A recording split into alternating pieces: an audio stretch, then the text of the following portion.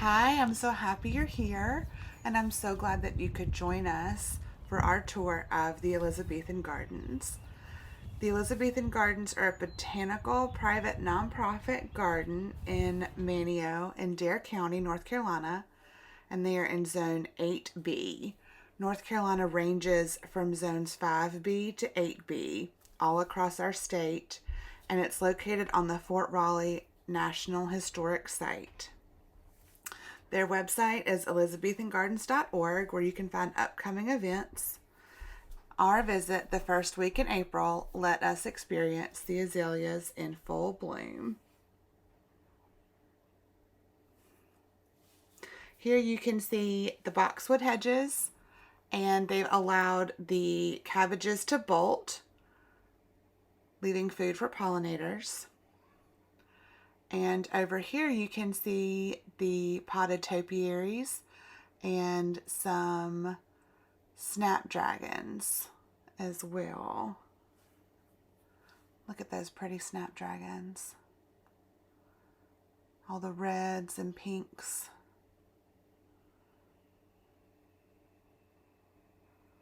Just beautiful.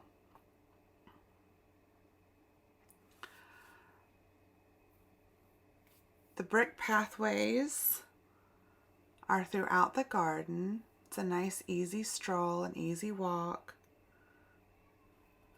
The Elizabethan Gardens was originally on 2 acres and now spans 10 acres. On the left there you can see the cast iron plants below the pine trees. And the pine trees above give us this beautiful shaded canopy. And over here you can see the potted topiaries. The gardens also boast sculpture, including a very famous Virginia Dare statue. She was the first English child born in the Americas, and the statue just depicts what she may have looked like if she had reached adulthood. If you want to learn more about her, you can check out The Lost Colony and Virginia Dare, Roanoke Island. These are all dedicated. And here we have more azaleas. Just beautiful in their blooms. Lots of pollinators hanging around. You can see some camellia back there. There's a Andromeda.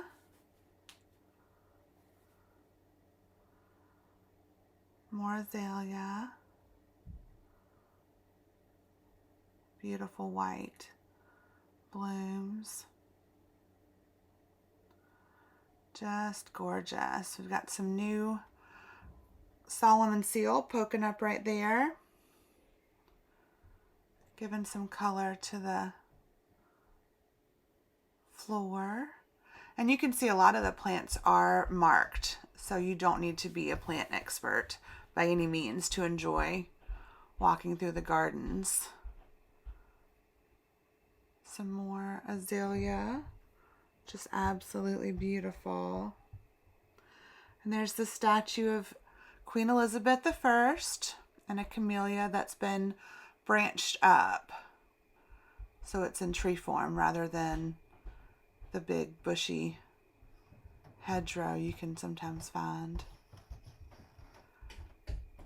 Absolutely gorgeous. And there are sculpture and pots throughout the entire garden. Absolutely beautiful. Here's some shaggy wood fern. Now this area of the garden is less formal, although it is still definitely planned. As you can see, they have some annuals down along the edge of that bed. And now you can see the beautiful live oaks. Absolutely gorgeous. And they've been underplanted with more cast iron plant and ferns. You'll see some hosta as well. Absolutely beautiful. The loropetalum were in bloom as well. And again, there's lots of sculpture. You can sit, relax. More cast iron plant. And the little fountain there. Look at this cast iron plant. Beautiful. Beautiful, beautiful.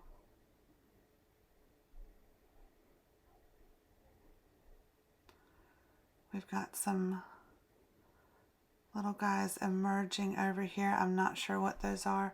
More ferns greening up the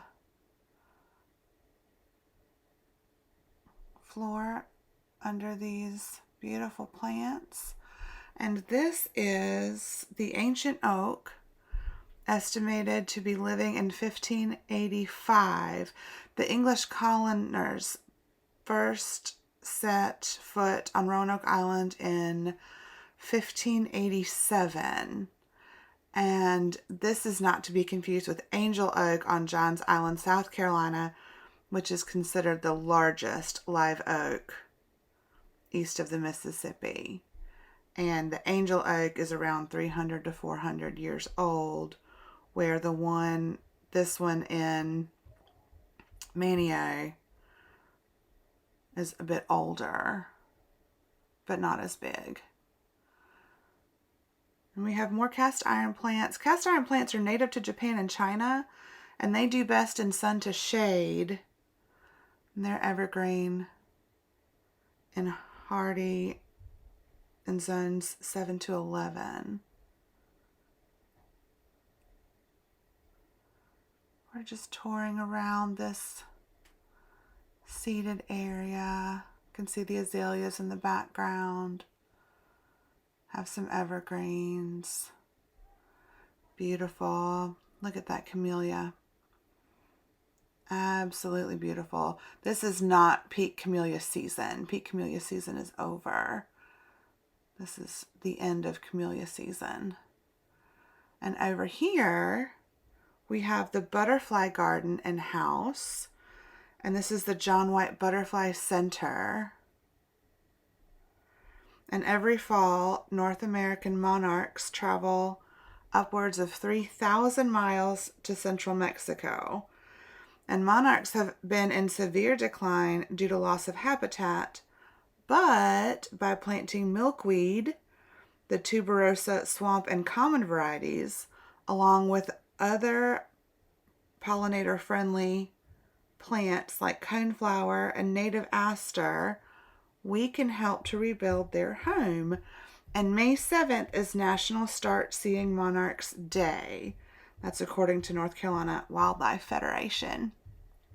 And if you go to the website for Elizabethan Gardens, you can see the butterfly release. They do it in the spring in April, and you can go schedule your tour around that time so that you can see them release the butterflies. This is just such a beautiful, beautiful garden. Absolutely beautiful. Here's some hydrangea that are not yet in bloom. Absolutely beautiful. Gorgeous. I need a thesaurus.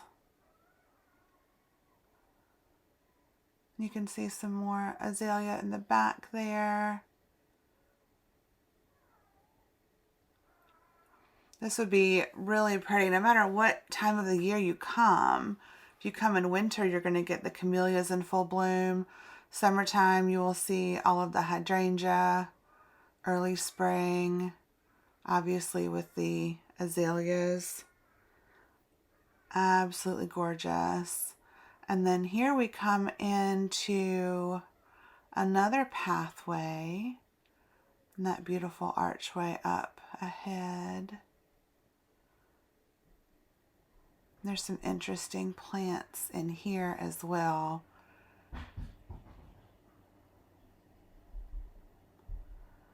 Just looking through the canopy. Up ahead. More camellias. Look at that. Just beautiful. Look at that bee. See if I can get that into focus for you. There he is. Now, do you see those little pockets at the back of his legs? Those are called corbiculae, and they make it easier for bees to collect pollen. And we continue under the pergola, just kind of poking around, looking back to the right. Look at that. Just beautiful. Beautiful. And this is a star anise. Evergreen, native to northwest Vietnam and southwest China. And the seed pods of that star anise, which is that pink flower, are used similarly to bay leaves. And this is an allspice, which is native to the Greater Antilles, southern Mexico, and Central America. And it's the key flavor in Jamaican jerk seasoning. Yeah. More cast iron plants. They are all over the place. Look at those underneath the azaleas. So beautiful. So beautiful. And now we're coming up to the sunken garden. And we'll talk more about the sunken garden in a bit. Oh, there's a little butterfly. Look at those cast iron plants. Just big and beautiful. Line in the back behind the trees, giving some depth to those beds. Beautiful, beautiful, beautiful. Here's giving us some secret garden vibes. Absolutely gorgeous. We're just gonna hang a lift through here and walk down this row. Look at those beautiful archways. It'll be fun to come back and see those in bloom. I'm not sure what they have growing up over them, but you can see down into the sunken garden. Absolutely gorgeous. Look at that with all those boxwood hedges. Beautiful, beautiful. Gorgeous, gorgeous. Scrumptious. Lovely. Oh, a bee. Look at that Spanish moss hanging from those trees. Native to Mexico, Bermuda, and the Bahamas, Central, South America, and the southern U.S. and West Indies. It actually does not harm the oaks and the cypress trees that it lives on. It also does not grow in the soil, so if you want to grow Spanish moss, you'll need a tree to grow it on. You can see the Roanoke Sound in the background.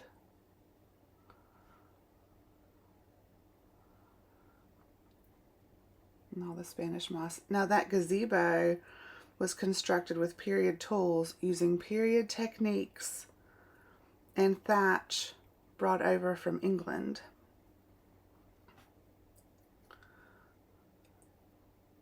And there you see the sunken garden.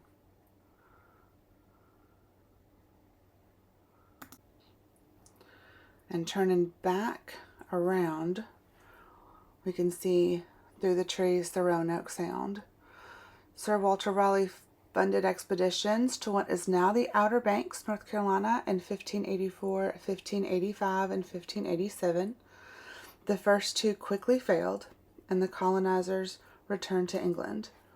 In 1587, John White landed on Roanoke Island with 120 men, women, and children. He wanted to establish a self-sufficient colony. He returned to England that November for supplies, and he was not well liked. Due to the wars in Europe, he could not return for 2 years. And when he did, his colony, his wife, and his daughter, Virginia Dare, were all gone. And this mystery has led to many stories and superstitions and the beliefs surrounding the history of the lost colony.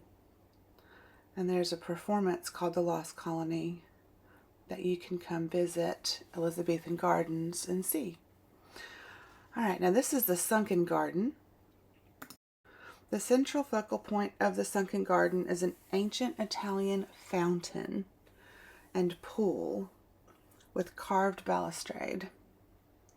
It's from the Whitney collection, whose coat of arms is that of the Farnese family of the 16th century. The walls of the garden are surrounded by Yupon holly with arched openings. And the inside of the garden is also designed with clipped dwarf Yupon instead of boxwood. So all of these hedges that look like boxwood are actually clipped dwarf Yupon holly. And there are statues of Apollo, Diana, Venus, and Jupiter as well.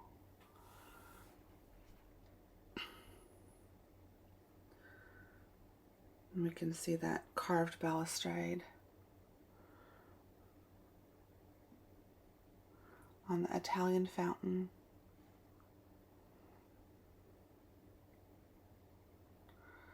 You can see the crepe myrtles. And you can enter the sunken garden from these little stairwells that come through the holly. We're just going to walk up here and peek. See those azaleas just blooming. Oh, a bird. And there's some hydrangea leafing out as well. And here's one last glance at the statue. Okay, so let's talk about some of the azaleas in the gardens. Azaleas are native to Asia and Europe, North America. They're actually a type of rhododendron. North American azaleas are deciduous. These that you're seeing here are Asian azaleas. Azaleas do well in full sun to part shade, but will stretch if they're put in too much shade. You can see that these are doing very well in dappled shade under the tree canopy. Azaleas are hardy in zones 6 to 9. They're poisonous if consumed, so don't eat them. North Carolina Azalea Festival takes place annually in Wilmington, North Carolina, and has since 1948. Check that out if you're in the Wilmington area. Mobile, Alabama is home to the Azalea Trail, which boasts hundreds of varieties, and they have an annual festival as well. Look at that tree canopy. Azalea blooms have specific meanings. White is healing, yellow is friendship, orange is passion, red is romance or love, pink is femininity and vulnerability, and they thrive in humid environments and require moist soil while blooming. Azaleas bloom on old growth, so if you wish to prune your azaleas, the best time is to do it right after they are finished blooming, but before they've set their buds for the next year. So as soon as those blooms fade, go ahead and prune. Otherwise, you're not going to have blooms next year. Azaleas were brought to the United States in the 1840s by John Grimke Drayton and planted at Magnolia Plantation. After emancipation, the now free African Americans, who were formerly enslaved people, stayed on as paid gardeners. 4 former slave cabins have been preserved and restored as a focal point for education and discussion about the history of slavery at Magnolia Plantation. The Magnolia Plantation Foundation provides charitable aid to wildlife conservation and other educational entities with special focus on African American causes, and you can find more information or schedule a tour at magnoliaplantation.com. The oldest azalea is in China and is approximately 260 years old. The lifespan of the average azalea is long and can last between 50 to 100 years. Our native azaleas are woodland plants reaching 6 to 8 feet tall. They do well in light or dappled shade, like you can see here, plentiful moisture, yay clay, and humus-rich acidic soil. The swamp azalea can be planted in moist to wet areas and tolerates extreme cold as well. Now this is the Virginia Dare statue. Sculptor Maria Lander of Salem, Massachusetts created the statue from white marble from the quarry in Carrara, Italy, which is where she was living. When Lander shipped the statue back to the U.S., the ship sunk off the coast of Spain. 2 years later, the cargo was salvaged and Miss Lander was forced to buy back her statue. After restoration, the statue was sold to a New York collector. Upon his death, the statue returned to Miss Lander, where it stayed until her death in 1924. Miss Lander willed the statue to the state of North Carolina. Thank you for joining me today on this tour of Elizabethan Gardens, and I hope to see y'all soon. Bye.